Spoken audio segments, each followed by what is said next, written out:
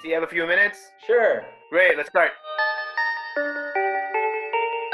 So in this week's Parsha, we have a lot of events, different events from Am Yisrael behaving super righteous by asking for another mitzvah because they missed it, until the other side of the spectrum where they're creating chaos. They're arguing with Moshe about here, about that, bringing back weird claims of we remember how great it was in Egypt, to the point where Moshe Rabbeinu gives up and says, I can't handle this all by myself. Hashem tells him to gather 70 people, and so on and so on. And the funny thing is also, among all these events, in the middle, you find suddenly Revi Chamishi, the whole idea of traveling again, of the flags, which we just saw 2 weeks ago. And again, the Torah talks about this and kind of emphasizes again this whole way of traveling and the way they verse Yehuda on all the flags and the setting of it and the order of it and everything. And not only in our Parsha, in many other Parshas, there's always a lot of emphasis around this traveling. There's always talk about how they went in the desert, but it seems so repetitive. It just goes over itself again and again. Yeah, it's actually, when you read through it, it's extremely repetitive. It seems to, or over descriptive. It seems to be going over the same,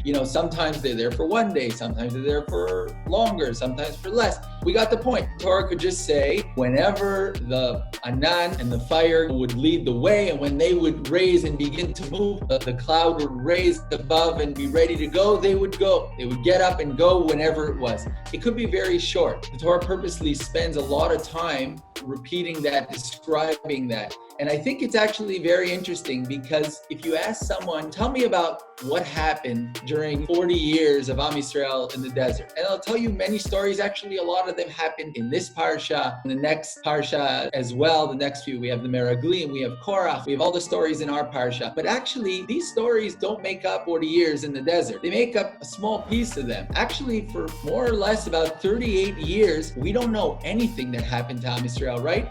Suddenly in Parshat Chukat, we switch over and we're on the 40th year. What happened all those years? This is the story. I don't think the Torah is saying too much about it. It's actually saying too little. This is what happens for 38 years. You know what? Nothing. Am Yisrael gets up every morning and follows HaKadosh Baruch Hu. As Hashem says, Lechtech acharai bamidbar be'eretz lo zruah. When we look at the stories, very often we get very caught up. And often, who do we tell stories about? We see it on the news. Always about the troublemakers, always about problems. News, very rarely talks about good things. When drama happens, when bad things happen, it attracts attention and everybody's talking about it. But actually, the real story is happening in the quiet. In the 38 years where Am Yisrael doesn't do any trouble. It's just following HaKadosh Baruch Hu. Sometimes it's a day, sometimes it's a year, sometimes it's more, sometimes it's less. Wherever HaKadosh Baruch Hu wants, day after day, Am Yisrael is there following. In our world, there's a concept of storytelling where,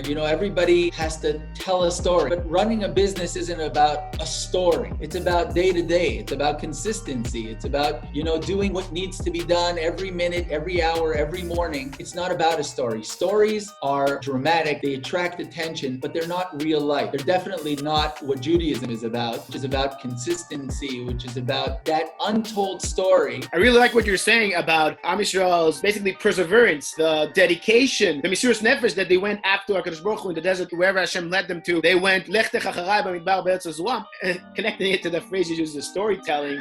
Actually, if you take a look towards the end of the Parsha, you have Miriam and Aharon talking about Moshe, telling a story about Moshe behind his back, Lashon Hara. When you think about it, it's exactly that. This is one of these weeks where the Daf Yomi and the Parsha connect and teach us the same sugya. Just this week, we saw the sugya where Moshe Rabbeinu did the Kal V'chomer for himself that allowed him to separate from Tzipora. Basically, him saying to himself, Am Yisrael, who spoke to HaKadosh Baruch Hu in Har Sinai, had to separate for 3 days in advance. Kal V'chomer, myself, Moshe Rabbeinu, that I have to be separated from Tzipora my entire life because I have to be ready to talk to HaKadosh Baruch Hu all the time. Perhaps that was the difference between Miriam and Aharon and Moshe. Miriam and Aharon were Nevi'im, they got Nevuah, but they were not at Moshe Rabbeinu's level of Peh Daber Imo and a constant conversation with HaKadosh Baruch Hu. And that's something that they didn't understand. Where on the other hand, Moshe Rabbeinu, just like Am Yisrael in the desert, he understood it's about the perseverance. It's about the day-to-day work. It's about not letting go of your destiny, not letting go of your purpose, of what you have to fulfill, what you have to bring into this world. That was basically his Kal V'chomer with himself, saying that he is on a level to talk to HaKadosh Baruch Hu every day. Therefore, his day-to-day life has to be different than any other human being. He cannot live like other human beings. The life that he lives is a different life than other people. Something that Miriam and Aharon Aharon, we're not aware of. The Baruch Hu says that he talks to Moshe Pale